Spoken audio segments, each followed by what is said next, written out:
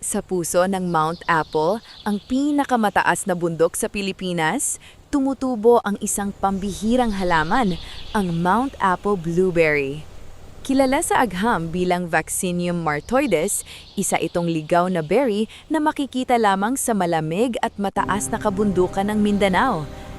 Hindi ito tulad ng karaniwang blueberry sa supermarket.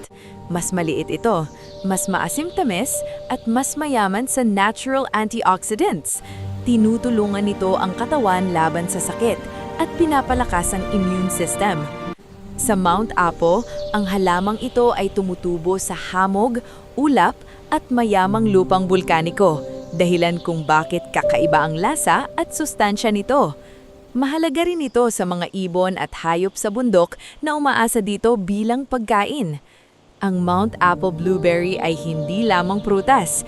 Ito ay simbolo ng likas yaman at kayamanan ng ating mga bundok. Isang paalala na ang Pilipinas ay tahanan ng mga halamang bihira at dapat pangalagaan. Tara, samahan niyo akong tuklasin ang mga bagay-bagay na kakaiba.